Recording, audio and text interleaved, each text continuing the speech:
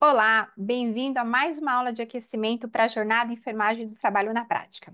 Eu sou a Soraya, sou enfermeira do trabalho e aqui nesse canal eu ensino profissionais da enfermagem a atuarem com segurança na enfermagem do trabalho. E afinal, o que é a jornada? A jornada é uma série de 3 aulas online gratuitas, onde você vai aprender o caminho para você ter segurança nas suas condutas dentro da enfermagem do trabalho. E por que a jornada é importante? Porque ela potencializa isso, porque está cheio de profissional no mercado que é especialista, que tem o título dele de pós-graduado ou de especialista para quem é técnico, mas não sabe como atender um trabalhador. E eu entendo isso porque eu estou na área desde 2007 e sei o como é complicado a gente pegar aquilo que está na lei, que é frio, e transformar isso na realidade, com o trabalhador na nossa frente. Então, eu vou deixar aqui na inscrição o link de inscrição para você participar da jornada. E na aula de hoje a gente vai falar de NR7. A NR7 é o carro-chefe da enfermagem do trabalho porque ela fala da saúde do trabalhador, da saúde ocupacional. Então, a gente existe dentro das empresas para cumprir as NRs. A NR7 é aquela que a gente lida no nosso dia a dia e eu vou compartilhar aqui para te mostrar do que a gente vai falar.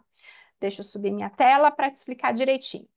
A NR7 trata do Programa de Controle Médico de Saúde Ocupacional, é o famoso PCMSO, é aquilo que trata da saúde do trabalhador, né? Então, aquilo que a gente faz com ele dentro da empresa, os cuidados, o monitoramento de saúde, está tudo diretamente relacionado à ocupação, ao trabalho dele naquela empresa. Então, isso tem relação também com o tipo de atividade, o tipo de produto que aquela empresa fabrica, seja um produto físico ou um produto como é, por exemplo, um hospital, né? O produto do hospital é cuidar da saúde das pessoas doentes. Então, tudo está diretamente relacionado com o tipo de negócio da empresa.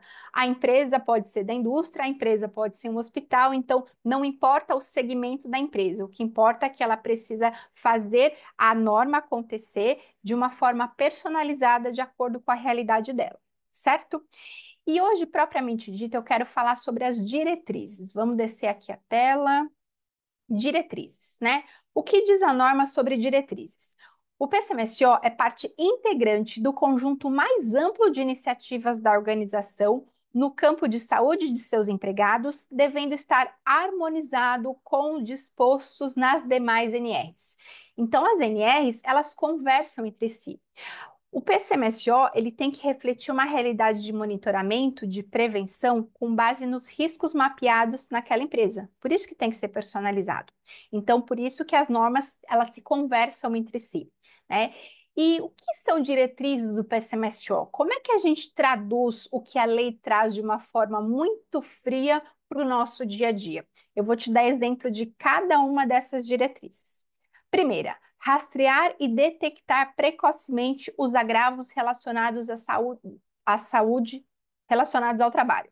O que é isso? É quando a gente recebe alguma demanda que acende aquela luzinha de que aquilo, aquela doença, aquele agravo pode ter relação com o trabalho que aquela pessoa executa.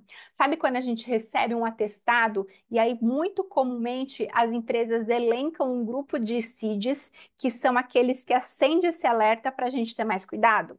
A grande maioria das empresas colocam os CIDs-Ms, que são os ortopédicos, os Ss, que são de traumas, os Fs, que são de saúde mental, e aí elas podem personalizar CIDs que têm relação diretamente com o produto dela. E por que que isso acontece? Porque isso é uma forma da gente rastrear precocemente os agravos. Então, é uma doença que a gente precisa ver qual é a causa para a gente tratar, obviamente, para a gente ser parte disso, mas com o cunho de buscar aquilo e a relação do trabalho.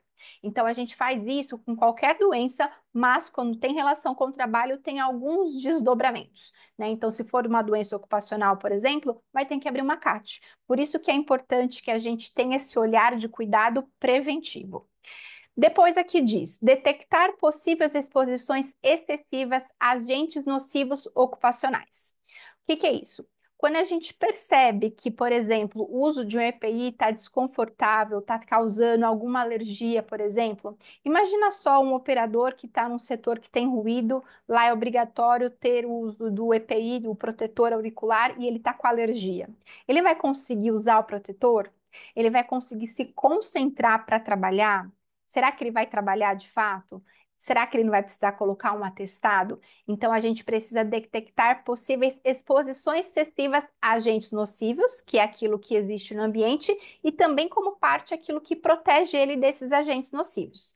Então, se a gente perceber que existe essa condição do EPI, por exemplo, que eu usei de exemplo, a gente tem que atuar. Se a gente perceber que ele está tendo algum desdobramento por conta de algum agente tóxico que tem lá, a gente também tem que atuar. Então, ele tem exposição a um óleo mineral, por exemplo. Se ele tiver com tosse excessiva, se ele desencadear uma doença respiratória, pode ter relação com esse agente nocivo que faz parte da ocupação dele.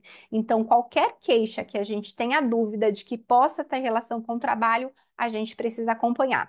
E aqui, quando eu falo agente, entenda agente time de saúde, porque dentro disso tem também o médico do trabalho. Se precisar, a gente traz também a participação dos outros integrantes do SESMIT, né? O técnico de segurança, o engenheiro de segurança, porque a gente tem uma equipe multidisciplinar justamente para cuidar da saúde do trabalhador de uma forma completa, certo? Letra C. Definir a aptidão para cada empregado para exercer suas funções ou tarefas determinadas. Você já percebeu que no ASO está escrito lá o setor e o cargo que ele vai atuar? E que isso pode impactar diretamente na aptidão dele? Existem setores, existem atividades que não é qualquer pessoa que tem que estar lá. Então, ele faz um processo seletivo para ver se ele tem habilidade técnica, mas ele também precisa estar seguro do ponto de vista físico e mental para estar naquele setor. Então, essa aptidão, ela é personalizada para cada empregado, ela é resultado do exame ocupacional que vai gerar o ASO e que vai dizer se ele está apto para ele executar uma atividade já especificada e dentro dessa atividade, a gente sabe que tem tarefas pré-determinadas. Então, isso é parte do exame ocupacional que diz se ele está apto ou inapto para aquela função específica. Pode acontecer, por exemplo, dele ter uma atividade a mais. Por exemplo, é muito comum na manutenção os trabalhadores terem que realizar atividade em altura.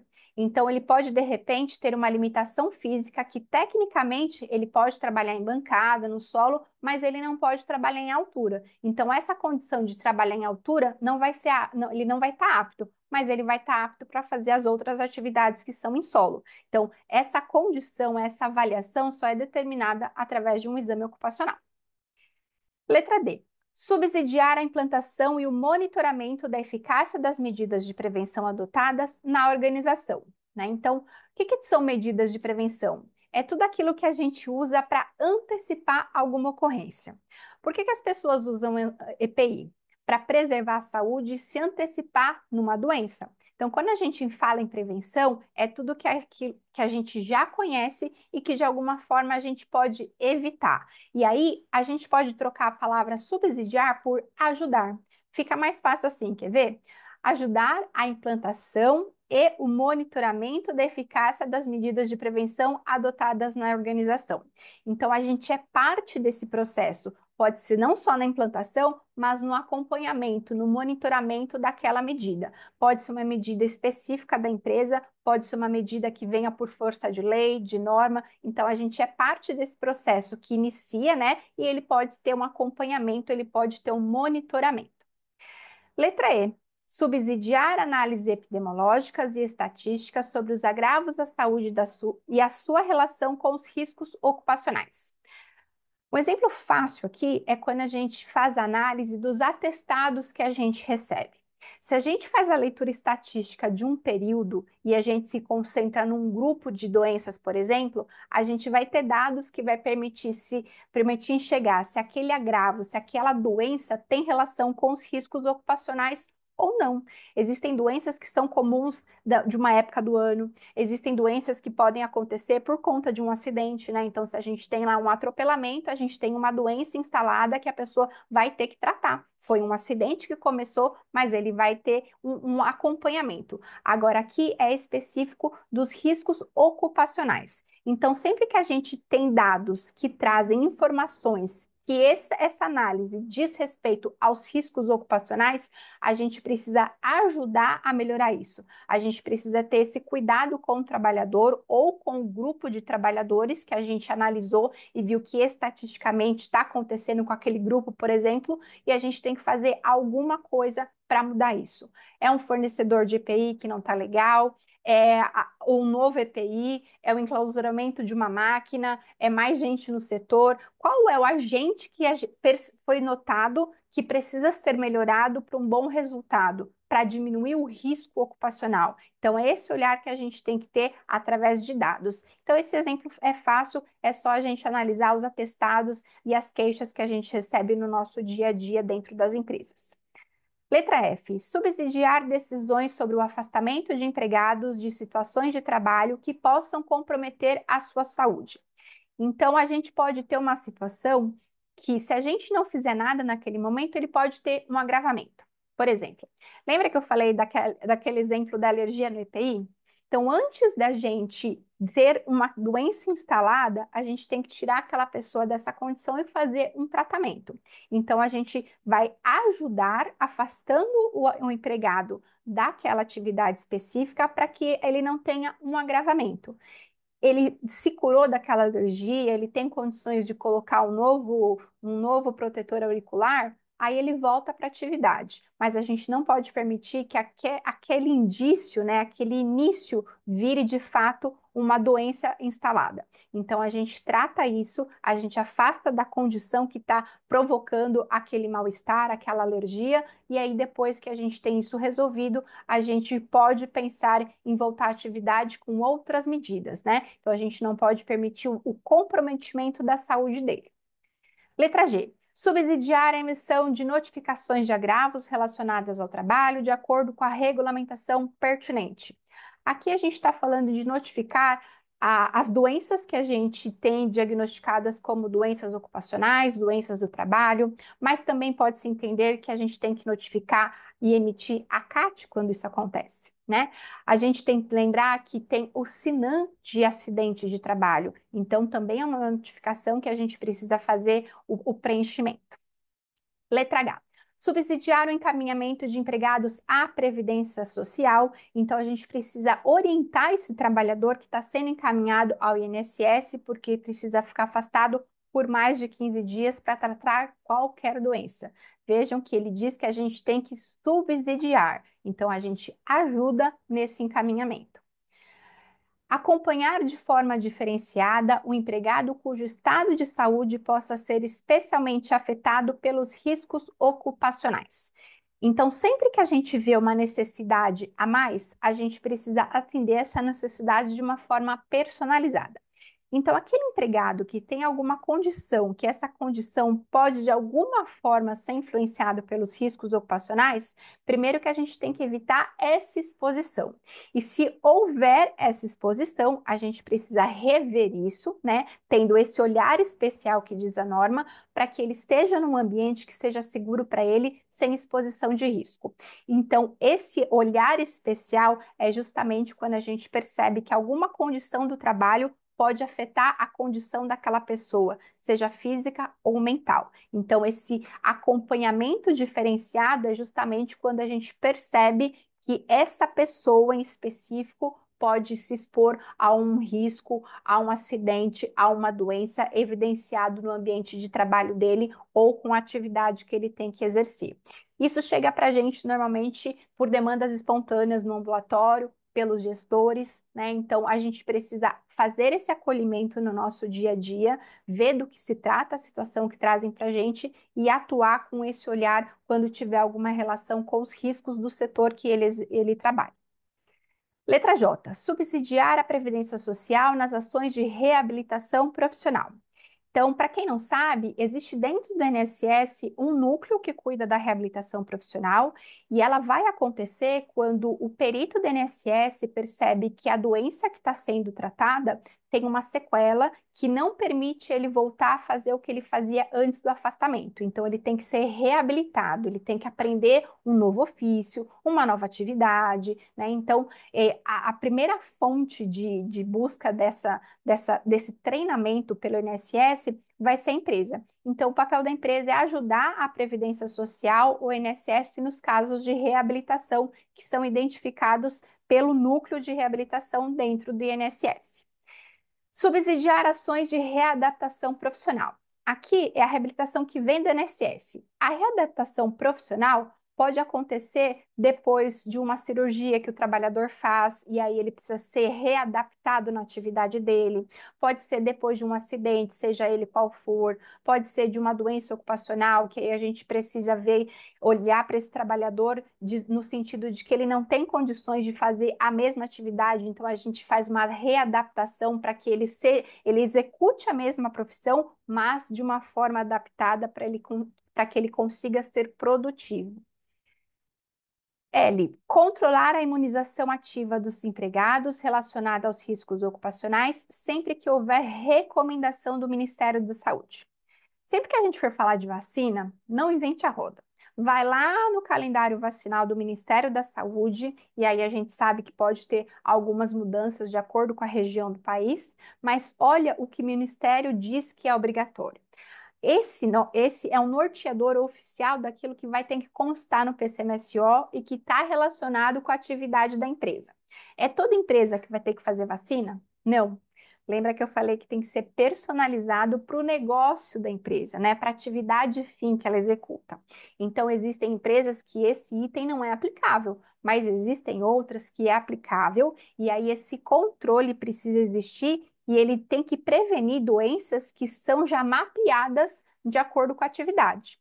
Isso é muito comum acontecer nas pessoas que fazem a limpeza urbana, NR38. Então, é obrigatório a pessoa estar imunizada, por exemplo, contra a hepatite, porque ela pode, no manuseio do lixo, acabar se contaminando e contrair hepatite. E aí, a gente precisa lembrar que esse controle de imunização é feito muito comumente com a enfermagem e ela pode ser fornecida pelo SUS ou pela empresa. Né? Então, existem vacinas que é só na rede privada, e se tiver no PCMSO, que aquela vacina tem que fazer parte do calendário daqueles profissionais, a empresa tem que custear essa vacina.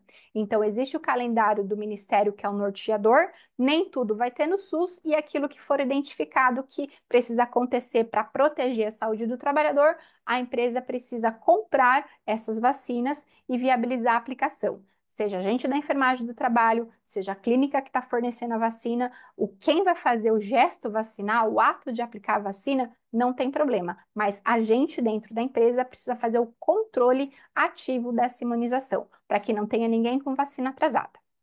Deixa eu parar de compartilhar para te dizer um negócio. Diretrizes de NR. Você percebe que quando a gente lê item a item e traz para a realidade, parece mais fácil? Quando a gente tem na prática situações que dizem respeito à norma, faz sentido aquilo que a gente já executa dentro da empresa?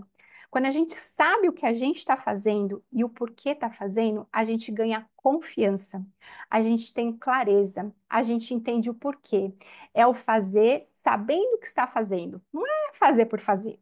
O profissional que se destaca no mercado de trabalho é aquele que entende essas etapas, é aquele que sabe que está na norma e quando ele precisar, ele vai consultar para saber do que se trata.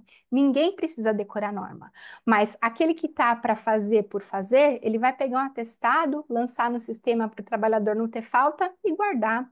Mas e o resto? Cadê a gestão? Cadê o cuidado? Cadê o subsídio de informações para que a gente tenha ações de saúde, para que a gente tire aquele trabalhador daquele risco, para que a gente cuide dessa pessoa com um olhar especial, como disse a norma? A gente precisa trazer humanização para os nossos atendimentos. E isso a gente consegue quando a gente coloca em prática aquilo que está na lei. Eu nunca vou parar de dizer que a lei é fria, e você viu que ela é. Ela traz itens que, se a gente não traz para a nossa realidade, parece distante. E é por isso que eu ajudo profissionais a trazer isso para uma forma mais prática, para a gente treinar em situações reais.